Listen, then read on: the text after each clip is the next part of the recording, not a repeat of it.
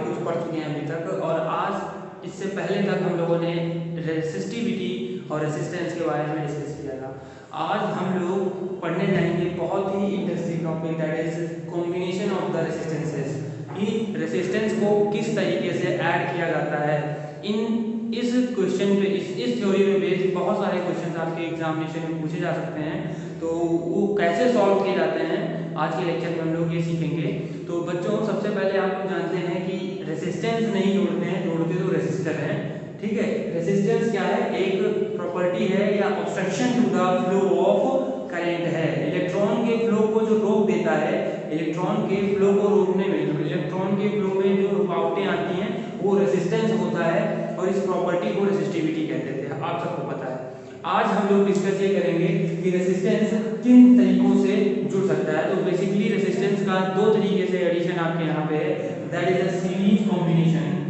One is the series combination, series combination, series combination, and the second one is the parallel combination.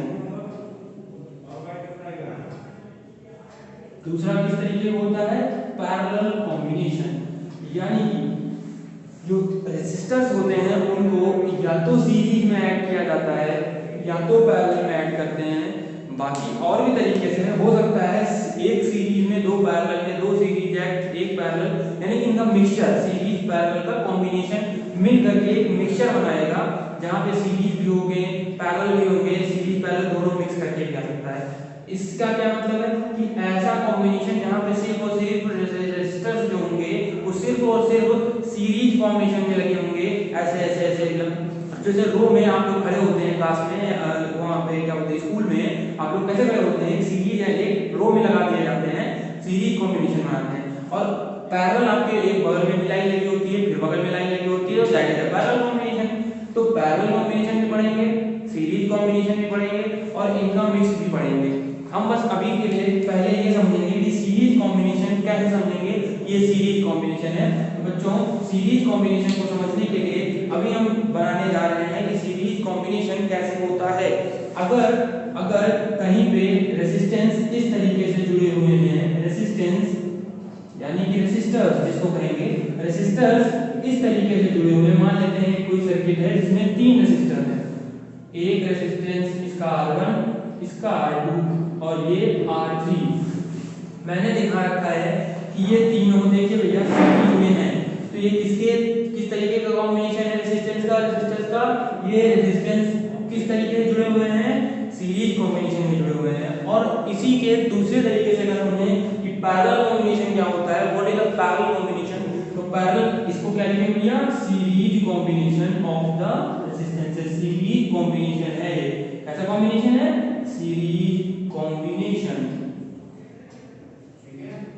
अब हमें parallel combination अगर समझना हो तो कैसे होता है? अगर पैरेलल कॉम्बिनेशन को हमको समझना है भैया, तो पैरेलल कॉम्बिनेशन बहुत आसान होगी। मान लीजिए ये कोई वायर है और यहाँ पे एक रेजिस्टेंस ऐसा लगा हुआ, फिर कोई ऐसा रेजिस्टर लगा हुआ है, और फिर यहाँ पे तीसरा हमने एक ऐसा वायर लिया जिसमें हमने तीन रेजिस्टर्स दे रखे हैं, होने को और भी हो सकते हैं। I am just telling you that how resistors are added in the parallel combination।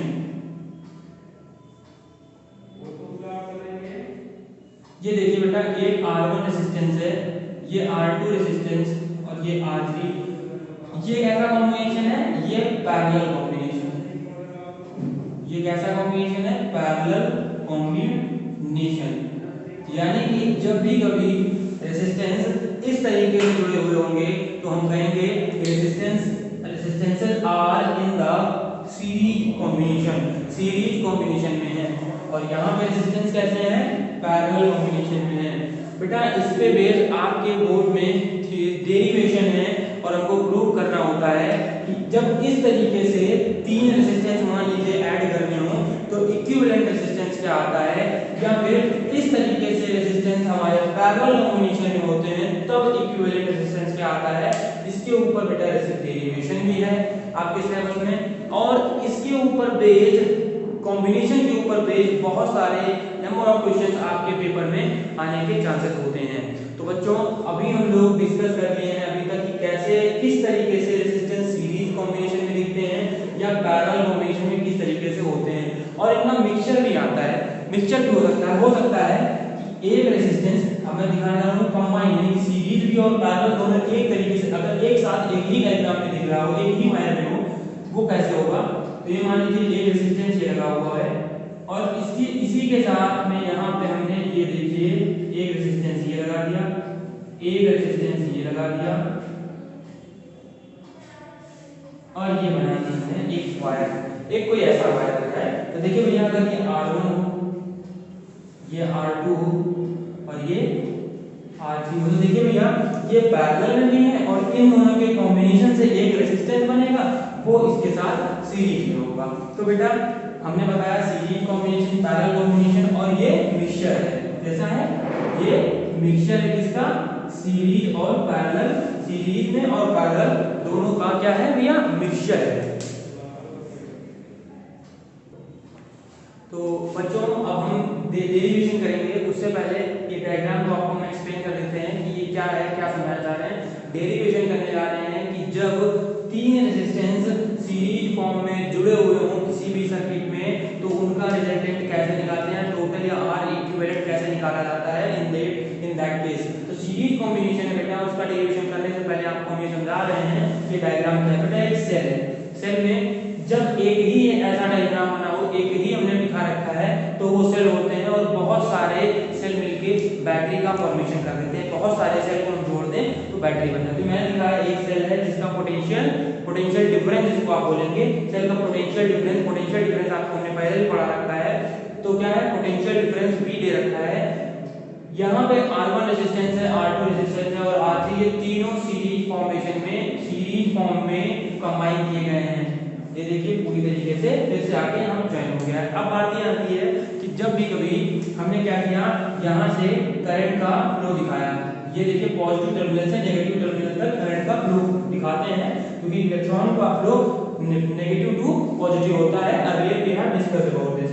तो बेटा क्या होगा कि यहाँ से करंट फ्लो करना स्टार्ट करेगी। मान लीजिए ये I करंट थी, कैपिटल I, तो I करंट फ्लो करेगी, ये करंट यहाँ पहुंचेगी, same current I R1 resistance से होते हुए R2 रेजिस्टेंस से होते हुए यही करंट I ही R2 से भी फ्लो करेगी और यही करंट I R3 से भी फ्लो करेगी और फाइनली वापस सेल में चली जाएगी। तो आप देख सकते हैं कि करंट कहीं पे भी सीरीज कॉम्बिनेशन में डिवाइड नहीं हुई। तो दो पॉइंट आएंगे, सबसे पहला पॉइंट तो यही हो गया, दूसरा पॉइंट क्या होता है वो पॉइंट क्या कहते हैं। देखिए बेटा पोटेंशियल यहाँ पे V है, इसके अक्रॉस कोई दूसरा पोटेंशियल होगा, इसके अक्रॉस R2 रेजिस्टर के अक्रॉस यानी कि R2 रेजिस्टेंस के अक्रॉस जो पोटेंशियल डिफरेंस होगा वो दूसरा होगा और R3 के अक्रॉस जो पोटेंशियल डिफरेंस होगा वो कुछ अलग होगा। तो पोटेंशियल डिफरेंस यहाँ V है, यहाँ कुछ और, यहाँ कुछ और, यहाँ कुछ और। तो इन the series combination the potential difference is divided is different you can say. तो अब हम लोग उस पॉइंट को नोट करते हैं, फिर इसका डेरिवेशन लिखेंगे। तो नोट में करने वाला पॉइंट ये है, नोट में जो पॉइंट करेंगे वो पहला पॉइंट ये होगा, नोट जो पॉइंट करना होगा उसमें पहला पॉइंट यही लिखेंगे हम लोग कि the current is always same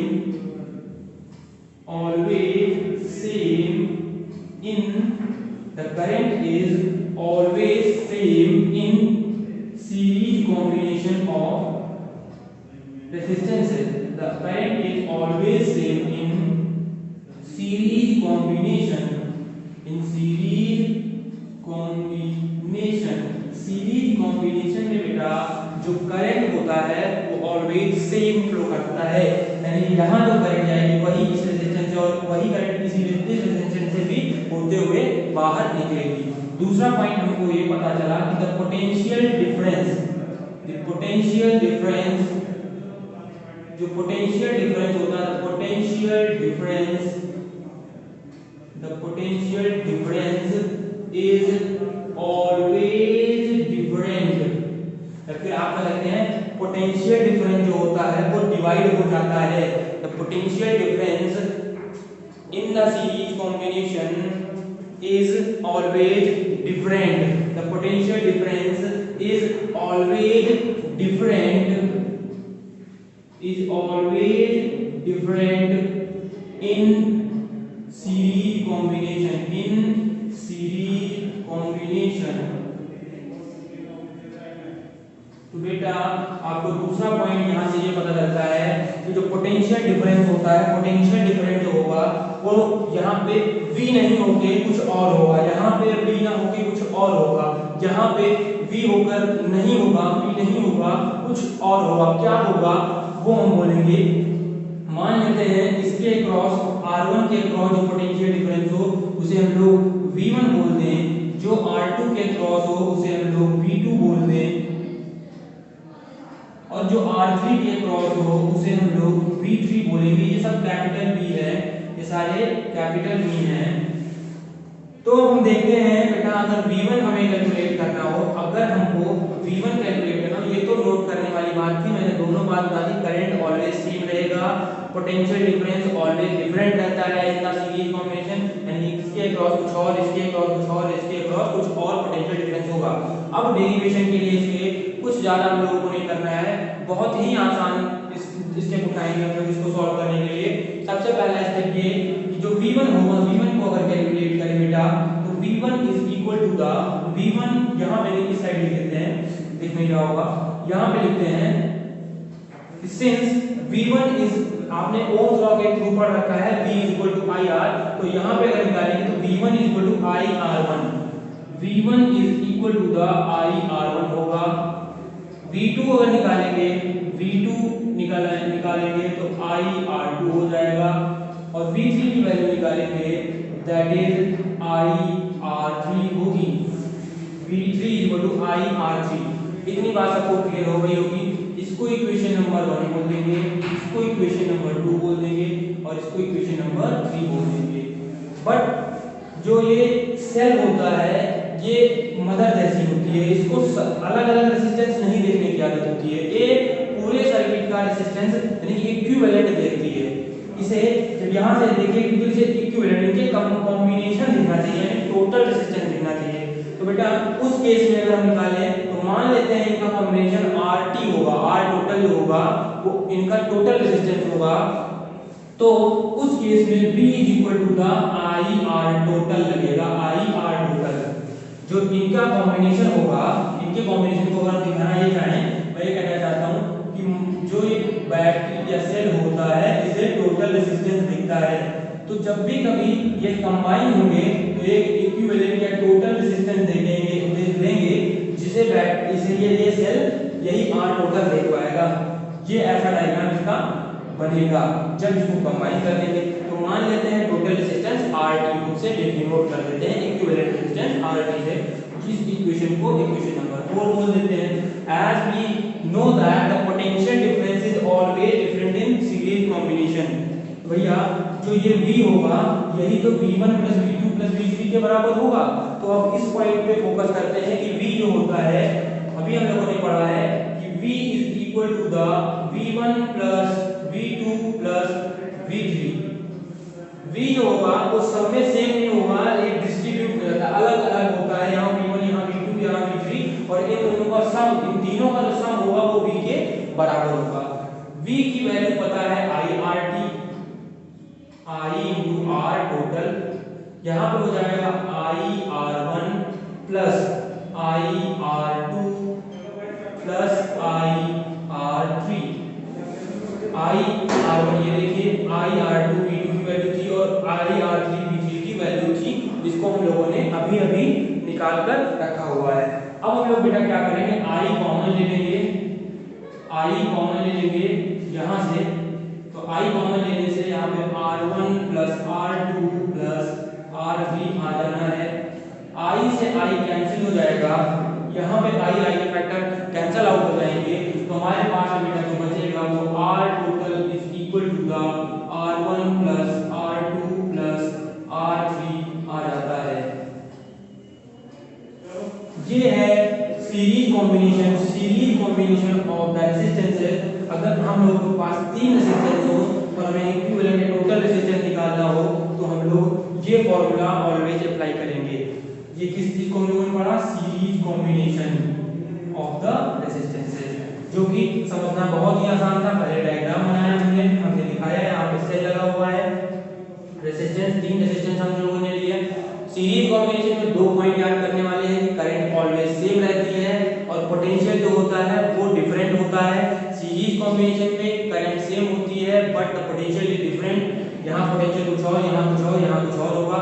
हमने सबका पूरा अपना V1 V2 V3 निकाल लिया था और हमने ये कॉन्सेप्ट लगाया potential difference is always different in series combination. उस कॉन्सेप्ट को लगा करके हमने डेरिवेशन में डिराइव किया कि R टोटल जो R equivalent of the circuit है इस कॉम्बिनेशन का, वो इस तरीके से कैलकुलेट किया जा सकता है। तो बच्चों अभी हम लोगों ने हम लोगों ने डेरिवेशन डिराइव किया कि सीरीज कॉम्बिनेशन जब होता है तो उसमें रेजिस्टेंस को कैसे ऐड कर सकते हैं। तो उसके ऊपर अगर हम एक क्वेश्चन ले लेते हैं, मान लीजिए एग्जांपल हम लोग समझ सकते हैं जैसे 2 ओम का रेजिस्टेंस ये हो, फिर एक रेजिस्टेंस हमने 3 ओम का ले रखा हो और फिर एक रेजिस्टेंस हमारे पास हो जो 6 ओम का हो और पूछा जाए कि हमारे पास इसका कॉम्बिनेशन बताइए क्या होगा। इनको जब ऐड करते हैं तो कितने ओम का रेजिस्टेंस बनेगा। ये मान लीजिए ए है पॉइंट, ये पॉइंट बी है और इनके बीच आर ए बी या आर इक्विवेलेंट पूछा जाए तो क्या निकालेंगे बेटा? अभी आपने आर इक्विवेलेंट या आर टोटल निकालने का फॉर्मूला पढ़ा है, R1 plus R2 plus R3। ये R1 हो जाएगा, ये R2 हो जाएगा और ये R3 हो जाएगा। हमको पता था कि जब सीरीज कॉम्बिनेशन होता है तो इस तरीके से एडिशन करते हैं। तो R टोटल निकालने का formula 2 ohm plus 3 ohm plus 6 ओम होता है। R टोटल निकालेंगे 3 2 5 5 6 11 और ये सिंपली 11 ओम का आ जाता है। बेटा इसमें नोट करने वाली बात एक है जो कि जब पैरेलल कॉम्बिनेशन पढ़ते हैं तब हमें इंटरेस्टिंग लगने लगता है। अभी तो आपको बता देंगे, आप कहोगे हाँ सर ये तो सही, ये तो होता ही है, बताने वाला क्या था। लेकिन जब आप पैरेलल कॉम्बिनेशन पढ़ते हो तब ये कॉन्सेप्ट लगता है हाँ ये जरूरी था जानना। कॉन्सेप्ट ये है बेटा कि जो सीरीज कॉम्बिनेशन में टोटल रेजिस्टेंस आता है, यानी कि रेजिस्टेंसेस को ऐड करने के बाद जो रेजिस्टेंस आता है वो इन कॉम्बिनेशन में जो सबसे बड़ा रेजिस्टेंस होता है उससे भी बड़ा होता है।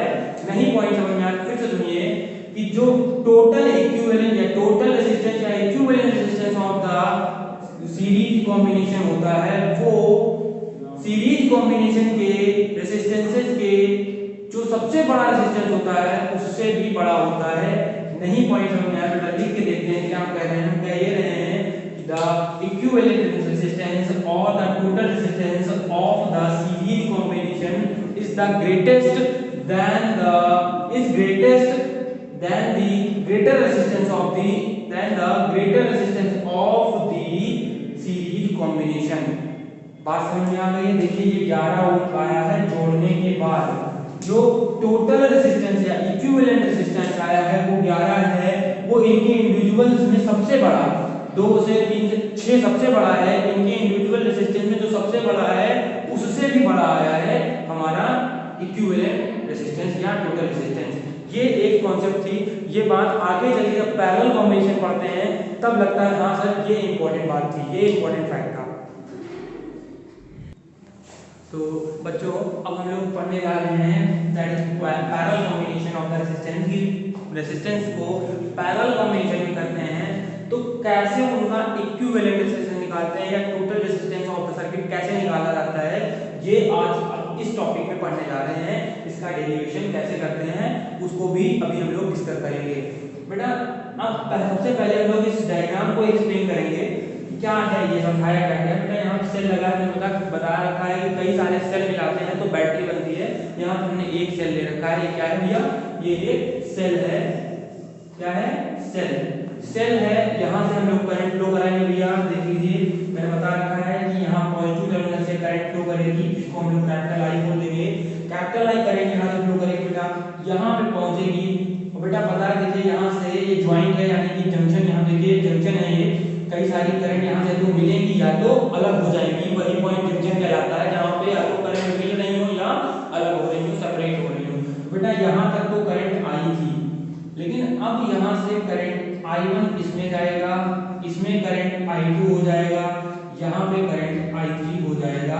यानी कि करंट जो होती है वो पैरेलल कॉम्बिनेशन में डिस्ट्रीब्यूट हो जाती है, डिवाइड हो जाती है। यानी कि the current is divided in the parallel combination. अब बेटा देख लीजिए, आपको दिख भी रहा होगा कि जो करंट थी यहाँ से तो आई चली, लेकिन जंक्शन पे पहुंच के 3 पॉइंट में 3 अलग अलग डायरेक्शन में डिवाइड हो गई।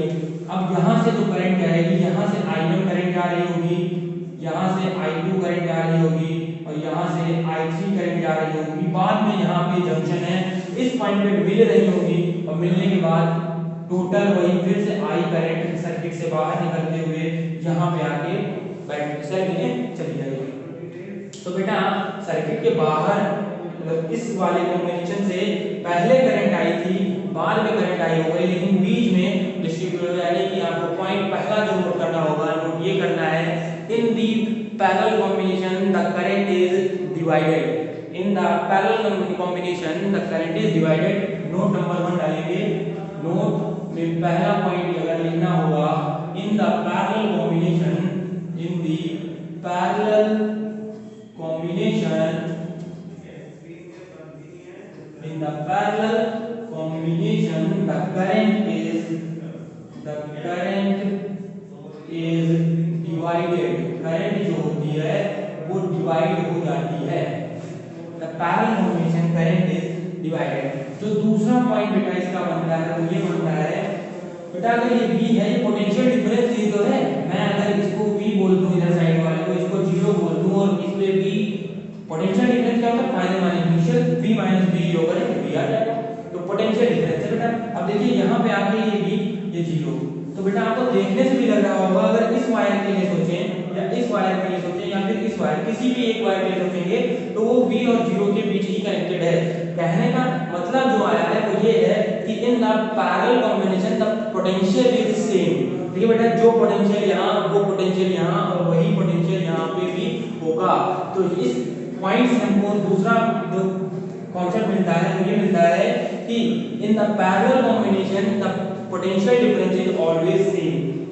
दूसरा पॉइंट लिखेंगे, इन the parallel combination, in the parallel combination the potential difference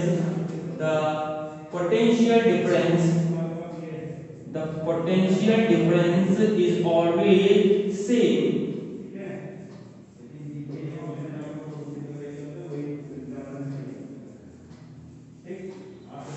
point ये हम लोगों को जो पता चला है कि जो पैरेलल कॉम्बिनेशन में अलग अलग रेसिस्टेंसेस होते हैं, उनके अक्रॉस जो पोटेंशियल होता है वही सेल का पोटेंशियल के बराबर है। यानी कि पैरेलल कॉम्बिनेशन में पोटेंशियल डिफरेंस सेम रहता है, जबकि करंट डिवाइडेड होती है, करंट अलग अलग होती है, डिफरेंट होती है वैसे।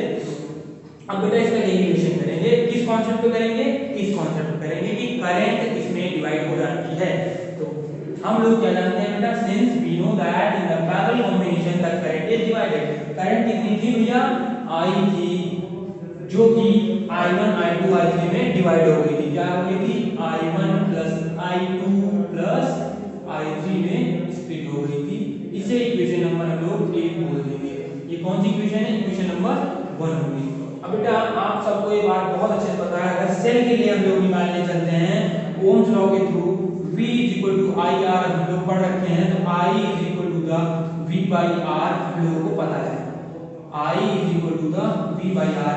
अब जैसे यहाँ पे हम लोग करंट निकाल रहे होंगे I1, सिमिलर फॉर्मूला लगाएंगे तो I is equal to the potential तो सेम है ना भैया, I1 अगर निकालना हो, since I1 is equal to the V by R1, आपको बता दिया गया है, क्या बताया गया भैया कि I1 की वैल्यू जो होगी वो पोटेंशियल सेम होने की वजह से सब में पोटेंशियल तो सेम आएगा बट रेजिस्टेंस तो अलग अलग है ना भैया।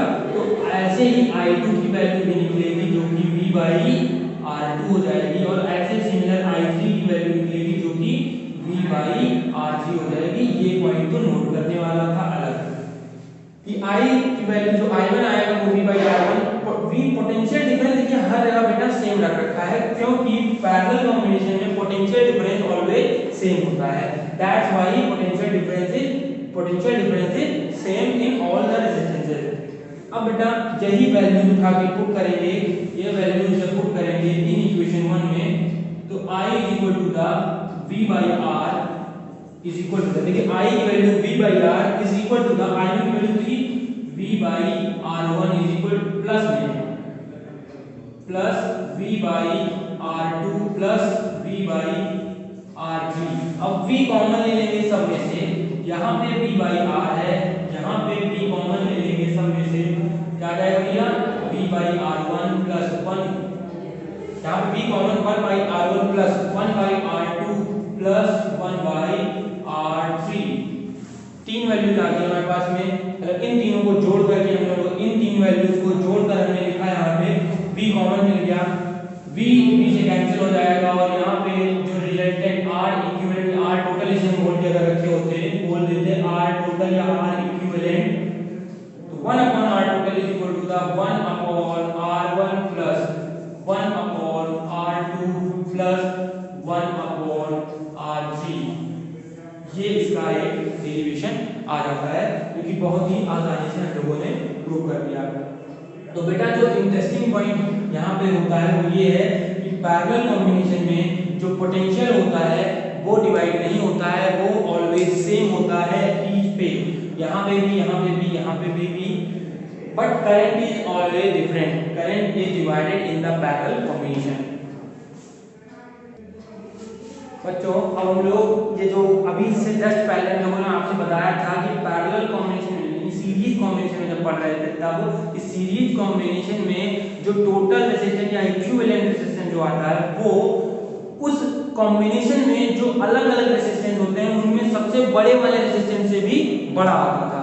अब यहाँ पे हम दिखाना ये चाहते हैं कि पैरेलल कॉम्बिनेशन में जो रेजिस्टेंस आएगा, अभी पैरेलल में जो आएगा अभी निकालते हैं पहले, सबसे पहले, और फिर उस कॉन्सेप्ट को दिखाते हैं कि हम कहना क्या चाहेंगे कि अगर जब इस तरीके से था तो हमने भी पढ़ा था R टोटल निकालने का फॉर्मूला 1 अपॉन में R1 plus 1 upon R2 plus 1 upon R3। 1 upon R total हमें कैलकुलेट करना है बेटा, इसको निकालेंगे 3 हो जाएगा, ये करेंगे 6 है और इसको निकालेंगे 1/2। अब बेटा क्या ले लेंगे, एलसीएम ले लेंगे, आपको सबको पता है इसको अगर निकालना होगा कैसे निकालेंगे भैया, एलसीएम ले लेंगे।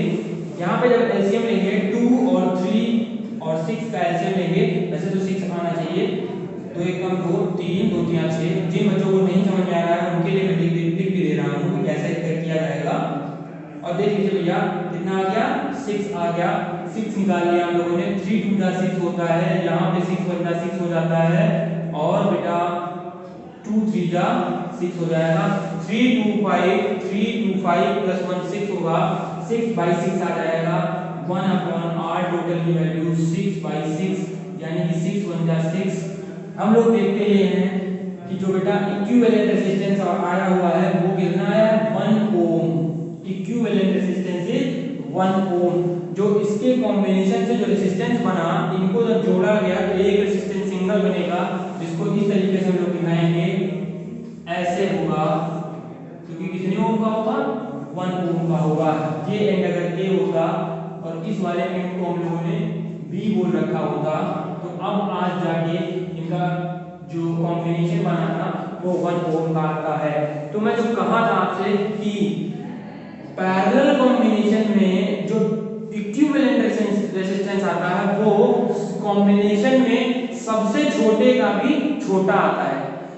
बेटा आप याद करेंगे जब कि मैंने सीरीज में बताया कि सीरीज कॉम्बिनेशन में जो इक्विवेलेंट रेजिस्टेंस आता है वो बड़े वाले से भी सबसे बड़ा आता है, उससे भी बड़ा आएगा, तो सबसे बड़ा कॉम्बिनेशन में जो सबसे बड़ा होगा उससे भी बड़ा आता है टोटल या इक्विवेलेंट, और पैरेलल कॉम्बिनेशन में जो सबसे छोटा होगा उससे भी छोटा आता है हमारा इक्विवेलेंट रेजिस्टेंस। बेटा अब हम लोग दो क्वेश्चन आपके सामने दे रखे हैं, ये हम लोगों को उसी पैरेलल कॉम्बिनेशन और सीरीज कॉम्बिनेशन पे, ये क्वेश्चन मिक्सचर है और ये कैसे है, ये भी मिक्सचर ही है, यानी कि इसमें सीरीज पैरेलल दोनों तरीके का कांसेप्ट लगेगा। अब इसमें इक्विवेलेंट रेजिस्टेंस निकालना है, यानी कि RAC निकालना है कि AC के थ्रू कितना रेजिस्टेंस होगा। बेटा ऐसे क्वेश्चन को करने के लिए ज्यादा डिस्टर्ब होने की जरूरत नहीं है, हम लोग करंट यहाँ से प्रोवाइड करेंगे, A के थ्रू करंट जा रही है, देखिए इस पॉइंट से करंट 2 पार्ट में स्प्लिट हो गई, इस जंक्शन पे यहाँ पे 2 पार्ट में स्प्लिट हो गई, अब देखिए I1 करंट 6 ओम से जा रहा होगा और यही करंट जाते हुए 3 ओम से यहाँ तक पहुँच जाएगी और I2 करंट इससे होते हुए जाएगी। यहाँ से I2 करंट गई, जो करंट इसमें गई वही करंट इसमें गई। तो आपको याद होगा सीरीज कॉम्बिनेशन में करंट डिवाइड नहीं होती थी, सीरीज कॉम्बिनेशन में करंट नहीं डिवाइड होती थी। तो ये दोनों तो सीरीज में हो जाएगा और इसका डायग्राम कैसे बनना होगा, इसको फीड करना है अगर तो भैया इसको फीड करने के लिए मैंने बोला इसको दोनों को जोड़ेंगे, ये इस तरीके से कुछ बन के आएगा, ये कुछ इस तरीके से बनेगा और यहाँ पे इस तरीके का डायग्राम इसको बना के दिखाएंगे तो ऐसा बनेगा कुछ। यहाँ पे 6 ओम, यहाँ पे 3 ओम और ये 2 ओम। बेटा इनको दोनों को जोड़ लेंगे, इन दोनों को जोड़ लेंगे, 6 3 9 हो जाएगा। इन दोनों को जोड़ेंगे क्या होगा भैया, इसको R डैश बोले तो 6 और 3 जोड़ेंगे 6 ओम प्लस 3 ओम, ये दोनों कैसे कॉम्बिनेशन में, सीरीज कॉम्बिनेशन में, तो 9 ओम का आ जाएगा। बट हमको तो RAC निकालना है, टोटल रेजिस्टेंस। बेटा इनको जोड़ने पे एक नया जो डायग्राम हम लोग बनाएंगे वो कुछ इस तरीके से बनेगा, जो कि कुछ इस तरीके से बनेगा। यहाँ पे 9 ओम का है, यहाँ पे 2 ओम का है। अब इन दोनों को पैरेलल फॉर्म में जोड़ लेंगे, इन दोनों को पैरेलल फॉर्म में जोड़ेंगे तो ये दोनों सीरीज में, इनका सीरीज कॉम्बिनेशन जो आएगा उसको इसके साथ पैरेलल में ऐड करेंगे, जो कि इस तरीके से हमने बना के भी दिखा दिया है। 9 ओम को अगर 2 ओम के साथ पैरेलल कंबाइन करेंगे तो पैरेलल कॉम्बिनेशन का फॉर्मूला होता था क्या, 1 अपॉन को RAC निकालना है is equal to the 1 upon R dash plus 1 upon 2 ohm. R dash की वैल्यू थी 1 अपॉन 9 प्लस 1 अपॉन में 2, 1 अपॉन RAC। इसका एलसीएम लेंगे, सॉल्व करेंगे 18, यहाँ पे क्या आएगा भैया, इसको सॉल्व करेंगे तो 1 अपॉन RAC की वैल्यू जो आएगी 9 टू द 18, 9 टू द 18, 2 बन जा 2 प्लस 9, 9 टू 11 हो जाएगा। तो दिस इंप्लाइज दैट बेटा यहाँ से अगर इसको ऊपर लिख लें तो RAC की जो वैल्यू आई हुई है, RAC is equal to the 18 by 9 to 11, 18 by 11 ohm. ये इसका कॉम्बिनेशन था। इसको सिंप्लीफाई भी करके आप डेसिमल प्लेस में भी लिख सकते हैं। अब सिमिलर कॉन्सेप्ट पे बेस्ड ये भी क्वेश्चन है, इसमें क्या था कि I करंट यहाँ से फ्लो करेगी, I करंट फ्लो करके यहाँ पे 3 पार्ट में स्प्लिट हो जाएगी। जो करंट इसमें जा रही थी वही करंट इस सर्किट से होते हुए यहाँ पहुंचेगी, जो करंट इसमें जा रही थी वो करंट इसमें से होते हुए जाएगी। यानी ये दोनों सीरीज कॉम्बिनेशन, ये दोनों सीरीज कॉम्बिनेशन, इनका कॉम्बिनेशन जो भी आएगा और इनका कॉम्बिनेशन जो भी आएगा उनको तीनों के साथ पैरेलल में कंबाइन करेंगे। यानी कि जो इसका डायग्राम बनेगा बेटा, इनका कॉम्बिनेशन जो बनेगा इसे हम लोग R डैश बोलेंगे, यानी कि 1 ओम प्लस 2 ओम, यहाँ पे बनेगा कितना भैया 3 ओम। ये कहाँ का था भैया, इनका सम था। अब इनका अगर कॉम्बिनेशन निकालेंगे इसको R डबल डैश बोलते हैं, 1 ओम प्लस 2 ओम। देखिए बेटा सीरीज कॉम्बिनेशन का ही फॉर्मूला लगाया जा रहा है 3 ओम। अब बेटा ये 3 ओम का था, तो इसको डायग्राम में अगर समझना चाहें आप क्या समझेंगे तो भैया ऐसे कुछ डायग्राम इसका बना होगा, कुछ इस तरीके से ये बनाना पड़ेगा आपको। अब देखिए 3 ओम का, ये 3 ओम का दिया ही था, ये भी 3 ओम का था। अब बेटा हम लोगों को निकालना है 3 3 3, ये तीनों पैरेलल कॉम्बिनेशन अब दिखाना होगा। अब ये तीनों पैरेलल कॉम्बिनेशन में है और R इक्विवेलेंट या R टोटल निकालना था, RAB निकालना था। RAB को ही R इक्विवेलेंट बोल रहे हैं, 1/3 प्लस 1/3 प्लस 1/3। बेटा देखेंगे आप घर से RAB निकालेंगे तो आ जाएगा 3/3 कटेगा तो बेटा RAB की वैल्यू जो आएगी वो 1 ओम आ जाएगी। कितनी आएगी, 1 ओम। तो बेटा इसके और इसके अक्रॉस जो हम लोगों ने रेजिस्टेंस निकाला, R इक्विवेलेंट निकाला, वो 1 ओम का हो जाएगा। तब तक के बेटा ये क्वेश्चन को हमने आपको समझा दिया किस तरीके से अप्लाई करे थे और किस तरीके से सॉल्व किए, और इस क्वेश्चन को सॉल्व कैसे किया है इसको भी हमने आपको एक्सप्लेन कर दिया है।